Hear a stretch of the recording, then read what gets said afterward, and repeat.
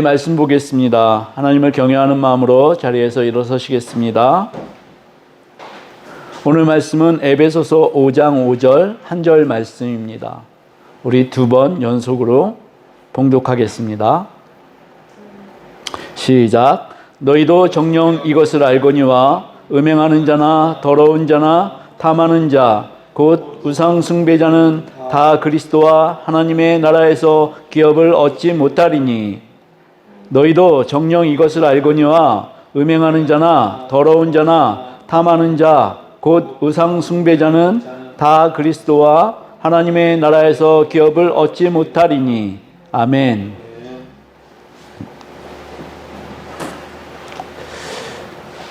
네, 아주 짧은 말씀인데요. 이 말씀에는 이 사도 바울의 엄중한 경고가 들어 있습니다. 이 경고의 말씀이 오늘 우리 앞에 놓여져 있습니다. 이 말씀을 보게 되면은 우리의 구원이 끝까지 경주하여서 마침내 이루어낼 것인지 아니면 경주하다가 중간에 포기할 것인지 그 기준을 말씀하고 있습니다. 사도는 음행하는 자, 더러운 자, 탐하는 자는 그리스도와 하나님의 나라에서 기업을 얻지 못한다라고 경고합니다. 이 말씀을 제가 저번 주에 잘못 여러분들에게 전달해 드렸습니다. 저는 이 말씀을 상급으로 여러분들께 말씀을 드렸죠. 완전히 잘못된 시각이었습니다. 이 말씀은 상급에 대한 시각이 아니라 구원을 받느냐, 구원을 받지 못하느냐에 대한 경고문입니다. 음행하는 자, 더러운 자, 탐하는 자는 하나님 나라에 들어가지 못한다. 이렇게 단정적으로 말씀하고 있는 말씀인 것입니다. 네, 이러한 사람들은 구원을 받지 못하고 하나님 나라에 결코 적합하지 않다라고 말씀합니다. 하나님 나라, 하나님의 기업이나 하나님의 유업, 문을 닫는다. 이런 표현이 성경 곳곳에 나타납니다. 에베소서의 전체적인 말씀이 세상 사람들을 향하여서 쓰여진 것이 아니라고 말씀드렸습니다. 이 말씀은 믿음이 있는 에베소의 교인들에게 써진 말씀입니다. 그런데 믿음의 항해를 시작한 성도라도 이 음행이 계속되는 자나 더러운 자나 탐하는 자는 하나님의 나라에 합당하지 못한다. 결국 성도의 반열에 이를 수 없다. 이렇게 경고하고 있는 것입니다. 다시 말씀드립니다. 그리스도와 하나님의 나라에 기업을 얻지 못한다는 것은 이 사람이 결국에는 구원을 받지 못한다는 그러한 확신의 말씀입니다. 그럼 우리가 한번 구원을 받았다가 이 구원을 빼앗길 수도 있는지 여러분들은 어떤 신앙을 갖고 계시는지요? 한번 우리 그 말씀을 한번 따져보겠습니다. 우리 히브리서 6장 4절에서 8절 말씀을 좀 같이 읽겠습니다. 네, 뜻을 생각해 가면서 한번 읽었으면 좋겠습니다. 시작. 한번 빚을 받고 하늘의 은사를 맛보고 성령에 참여한 바 되고 하나님의 선한 말씀과 내세의 능력을 맛보고도 타락한 자들은 다시 새롭게 하여 회개하게 할 수 없나니 이는 그들이 하나님의 아들을 다시 십자가에 못 박아 드러내놓고 욕되게 함이라. 땅이 그 위에 자주 내리는 비를 흡수하여 밭가는 자들이 쓰기에 합당한 채소를 내면 하나님께 복을 받고 만일 가시와 엉겅퀴를 내면 버림을 당하고 저주함에 가까워 그 마지막은 불사름이 되리라. 아멘.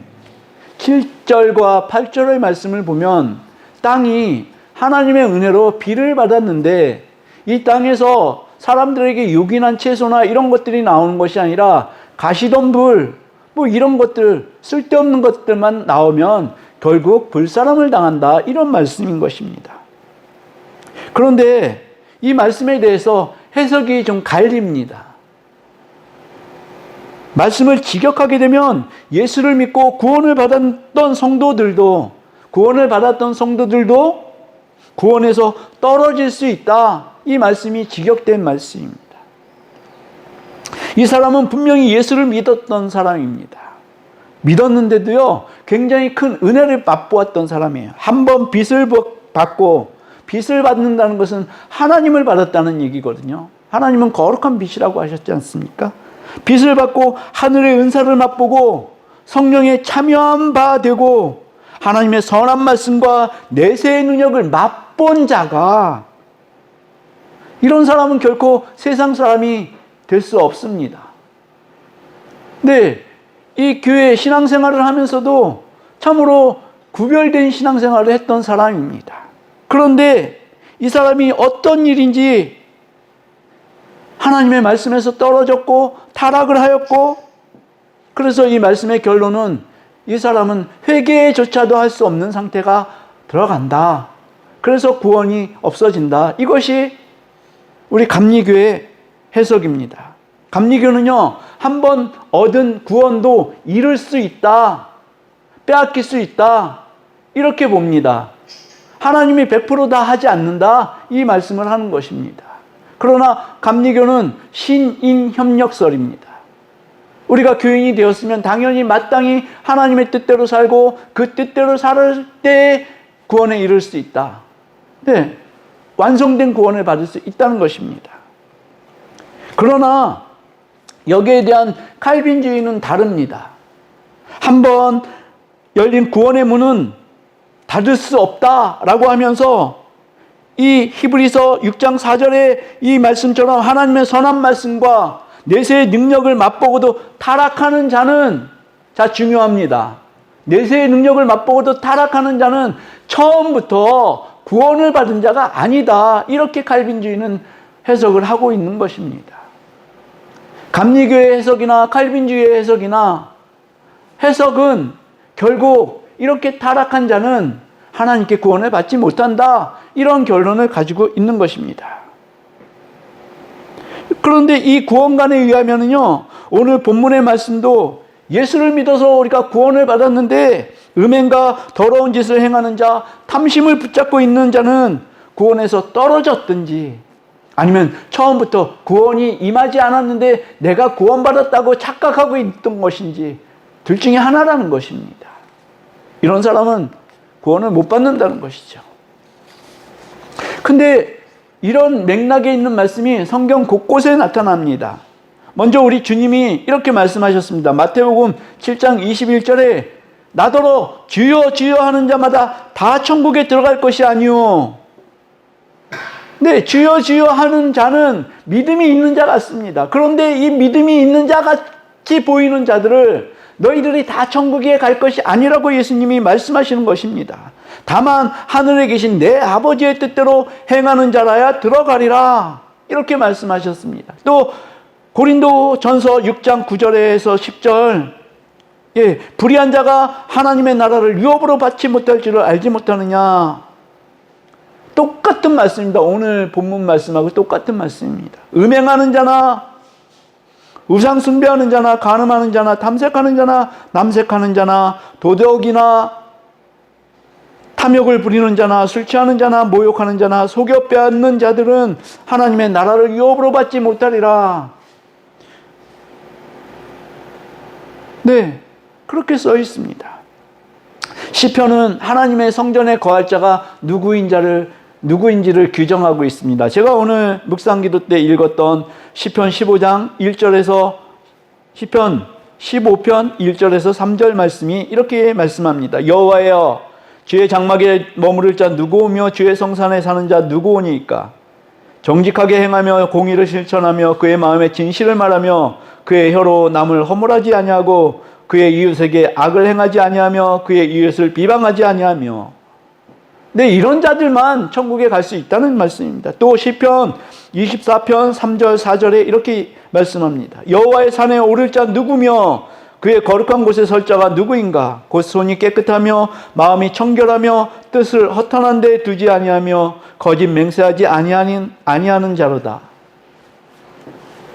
분명히 나뉜다는 것입니다. 또 누가복음 13장을 보면은요, 어떤 사람이 예수님께 묻습니다. 예수님, 구원을 받는 자가 많습니까? 적습니까? 이랬더니 예수님이 뭐라고 하시니까 좁은 길로 들어가라. 그렇지 않으면 너희는 천국에 갈 수 없다. 이런 말씀을 합니다. 그랬더니 물어봤던 사람이 다시 예수님께 묻습니다. 예수님, 우리가 주님 앞에서 먹고 마셨습니다.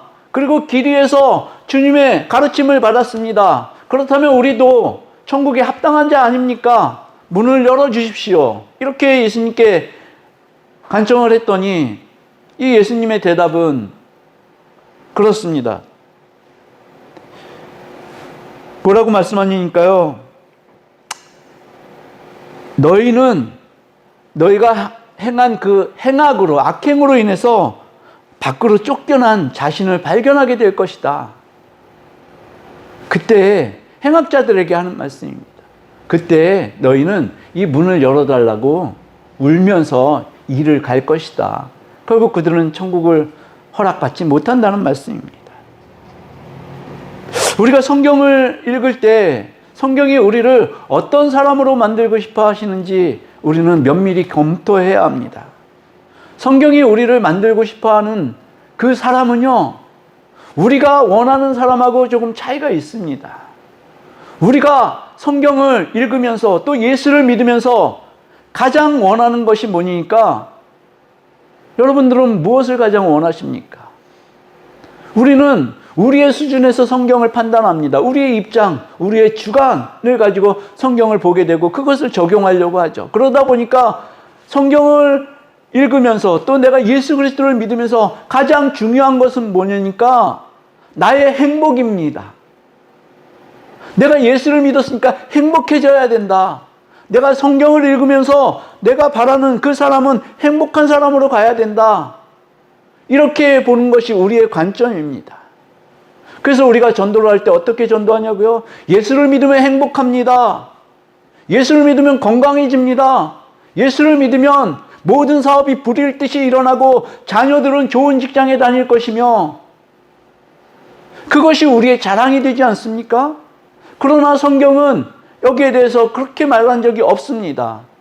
예수를 믿으면 너희가 어떻게 되어져야 하냐니까 너희는 거룩해져야 한다는 말씀입니다.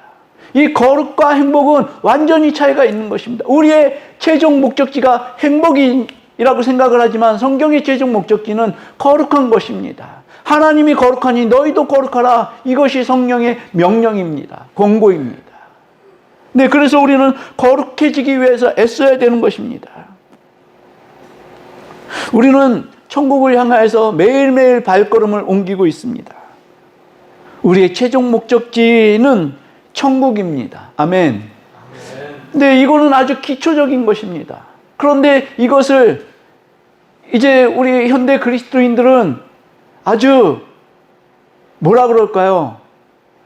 천국은 따놓은 당상이기 때문에 이것에 대해서 논의하는 것은 좀 무의미하다. 아니면 너무 초보다. 이렇게 생각을 하고 받아들인다는 것입니다. 그런데 우리가 천국에 가서 할 일이 뭡니까? 하나님을 찬양하는데요. 성경에서는 예수 그리스도의 옆에 서고 하나님의 얼굴을 볼 것이다. 이렇게 말씀하고 있습니다. 그것이 구원받은 자의 최종 목적지입니다. 여기는 행복한 백성이 가는 곳이 아니라요, 거룩한 백성이 참여하는 곳입니다. 예수 그리스도께서 하나님을 볼 수 있는 사람에 대해서 정의를 하셨습니다. 예, 마태복음 5장 8절 산상수훈에 나와 있는 말씀입니다.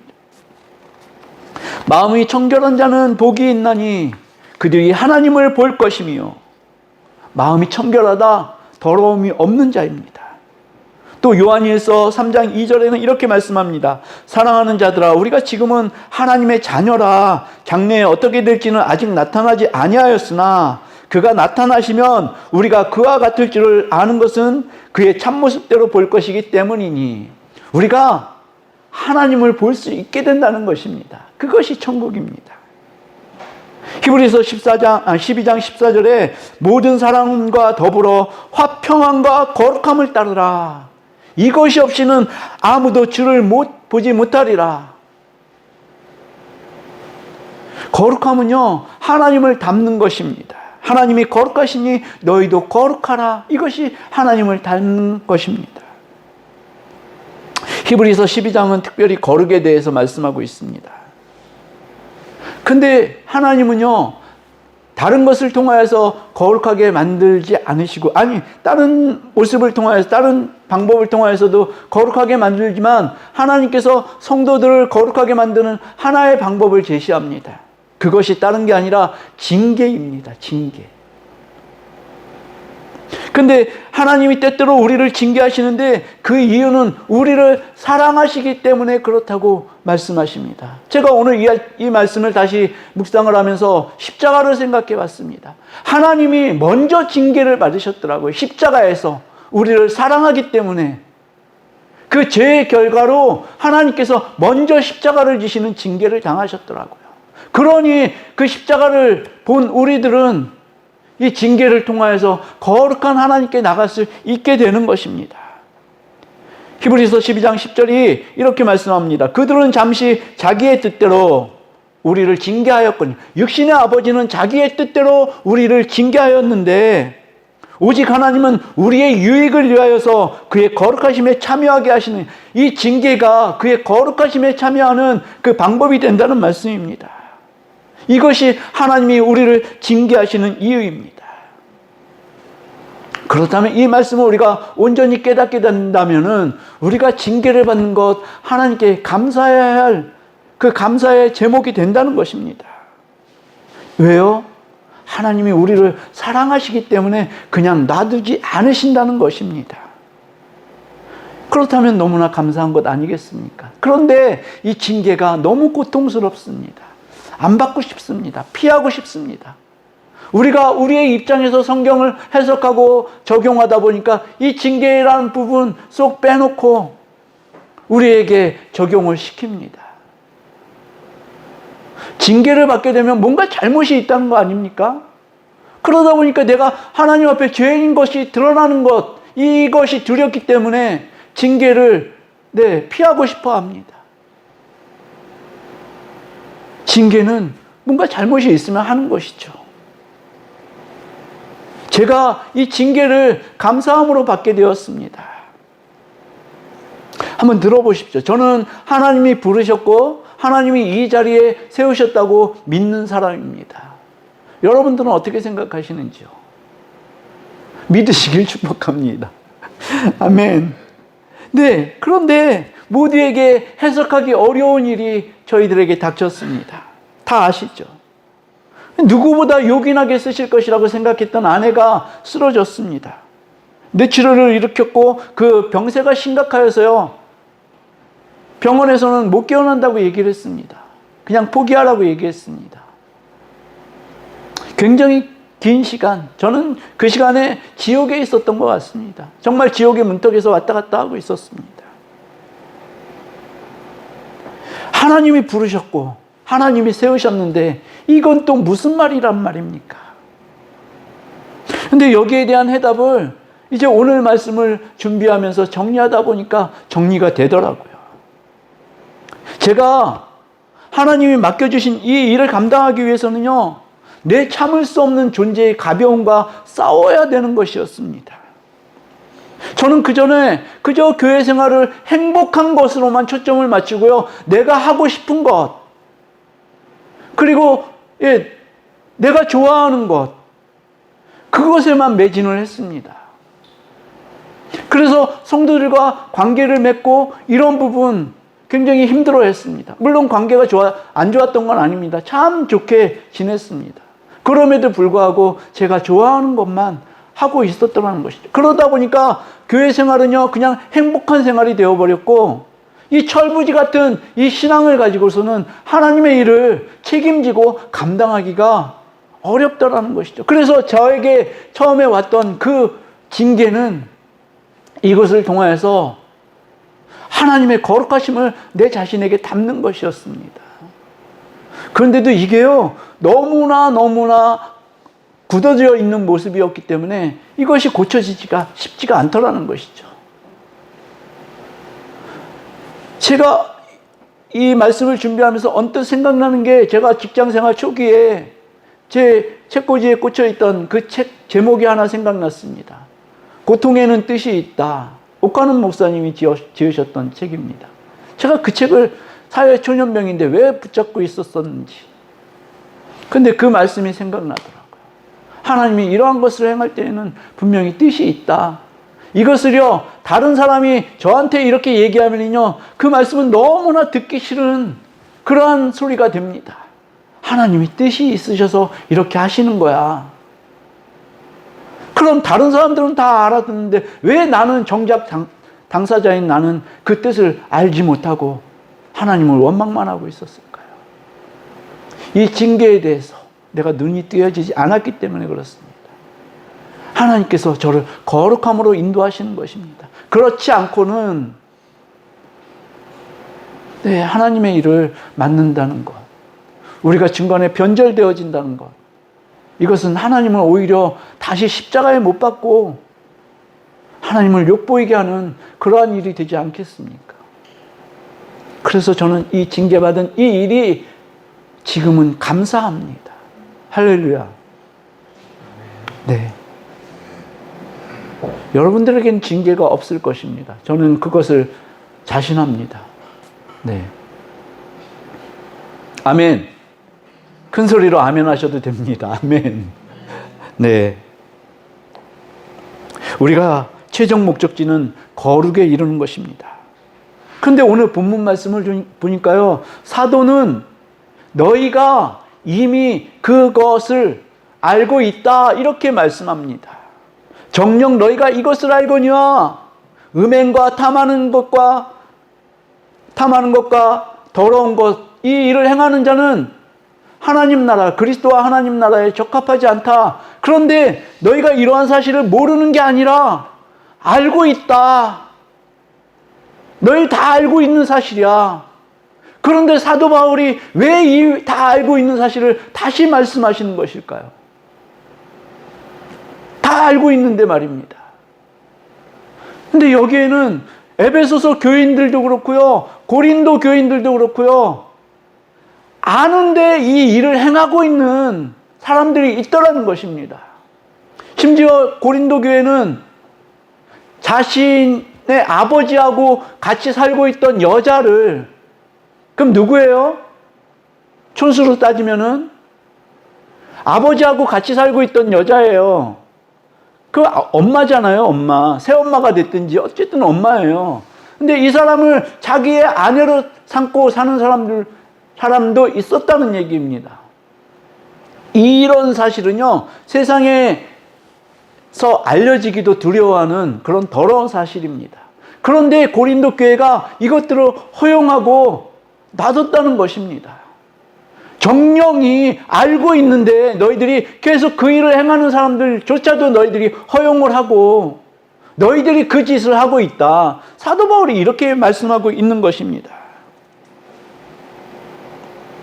예수님이 이 땅에 오신 이유, 우리의 죄 때문에 오신 것입니다. 하나님이 죄를 그렇게 보십니다. 십자가에 못 박아야 할 것을 죄로 보시는 것입니다. 십자가에서 그 죄를 해결하셨는데 여전히 그리스도인 되었다는 너희들이 그 죄를 껴안고 여전히 습관적으로 그 죄를 행하고 있다. 이런 말씀인 것입니다. 습관적인 이 죄가 문제인 것입니다. 어쩌다 한번 잘못해가지고 그 죄 수렁텅이에 빠졌는데 너희가 이 죄를 범함으로 해가지고 하늘나라에서 끊어졌어. 이렇게 단호하게 내쳐지는 것이 아니라요, 이 사람의 삶의 행태가, 삶의 모든 방법이요, 이 죄의 그 습관을 가지고 있는 것이라는 것입니다. 이런 사람은 고쳐지기를 원하지 않습니다. 겉으로는 회개하게 해주십시오라고 하지만 고쳐지기를 원하지 않는다는 것이죠. 그런데 말인즉슨 이러한 경고가 오늘 우리에게 필요합니까? 필요합니까? 우리는 이렇게 대답할지도 몰라요. 우리는 예수 그리스도의 은혜로 인하여서, 그 은혜로 인하여서 믿음으로 말미암아 구원을 받았다. 그럼 여기서 다 끝난 것 아니냐? 이렇게 반문할지도 모릅니다. 오히려 이 말씀은, 오늘의 본문 말씀은 사도 바울, 당신은 우리를 다시 율법의 굴레를 씌우려고 하는 것입니까? 우리의 행동 때문에 우리가 구원을 받기도 하고 못 받는다는 말씀입니까? 이렇게 반문하고 항의할 수도 있습니다. 이렇게 반문하고 항의하는 사람은요, 율법이, 우리에게 그전에 우리를 지배했던 이 율법이 폐하여진 것이다. 이렇게 주장하는 사람들입니다. 율법이 폐하여졌고 우리는 예수 그리스도의 그 은혜에 의하여 믿음으로 말미암아 구원을 받았다. 이것은 흔들 수 없는 구원이다. 이렇게 말하고 있는 것입니다. 그러나 예수님이 이 땅에 오신 목적은요, 이 율법을 폐하러 오신 것이 아니라 율법을 완전하게 하기 위해서 오셨다고 말씀하셨습니다. 그 말씀이 마태복음 5장 17절입니다. 내가 율법이나 선지자를 폐하러 온 줄로 생각하지 말라. 폐하러 온 것이 아니요 완전하게 하려 함이라. 예수님이 십자가를 지신 것은요, 율법을 폐한 것이 아니라 율법을 완전하게 하신 것입니다. 그분의 사랑으로 율법을 더 완전하게 하신 것입니다. 이 율법의 정신은 하나님이 하나님을 섬길 때 어떤 마음으로 섬겨야 하는지 하나님의 정신이 들어가 있는 것입니다. 그 한 가지도 폐기할 것이 없습니다. 그런데 예수님께서 십자가를 지심으로 막힌 담을 허셨고, 막힌 담을, 이방인과 유대인의 이 막힌 담을 허셨고 하나가 되게 하신 그 율법의 완성을 예수님께서 십자가를 지심으로 해서 우리들도, 이방인이었던 우리들도 하나님을 믿는 거룩한 존재가 되게 하셨다는 것입니다. 이것이 율법의 완성입니다. 하나님의 나라는 누가 받습니까? 그냥 일반적으로 세상에 떠도는 이 사람들이 받는 것 아닙니다. 하나님의 나라는 하나님의 자녀만 받는 것입니다. 아멘. 우리는 완전히 하나님의 자녀인 것입니다. 아멘. 그런데 그것을 우리가 말로만 나타나는 것이 아니라 증거가 있어야 된다는 것입니다. 증거주의지 않습니까? 하나님의 자녀같이 안 사는데 그 증거가 없는데 어떻게 너는 하나님의 자녀이고 어떻게 하나님의 유업을 받을 수 있다고 말하냐, 이렇게 말할 수 있는 것입니다. 음행과 온갖 더러운 것과 탐심을 얼마나 멀리 하는지 우리에게 이 증거가 있어야 한다는 것입니다. 예수 그리스도의 이 칭의로 모든 게 다 끝나는 것이 아닙니다. 우리는 중생하고 거룩해지고 끝내 영화로워지는 그 과정에 있는 것입니다. 그 도정에 있는 것입니다. 우리가 칭의를 받았으면 이 칭의는 거듭남, 중생, 거룩함, 영생, 이 모든 것과 연결이 되어 있습니다. 칭의 하나로 끝나는 게 아닙니다. 다 연결되어 있는 것입니다. 그러므로 우리는 우리의 이 길, 우리 앞에 놓여진 이 길, 이것을 달려가는데요, 이것은 그냥 달려가는 것이 아니라 선한 싸움이라고 합니다. 그래서 믿음은 선한 싸움이라는 것입니다. 우리가 의를 받았으므로 이제 선한 싸움의 그 전투장에 들어간 것입니다. 하나님의 자녀라면 하나님이 만드신 거룩한 자녀로 살기 위해서 우리는 두렵고 떨림으로 구원의 여정을 따라가야 하는 것입니다. 우리가 이것으로 하나님의 자녀인 것을 증명하여 살아낼 때 세상은 또 우리에게 귀를 기울이게 됩니다. 할렐루야. 주님의 자녀로서 삶을 온전히 살아내시길 우리 주님의 이름으로 축복합니다. 아멘. 우리 함께 찬양하시겠습니다. 너는 담장놈으로 뻗은 나무.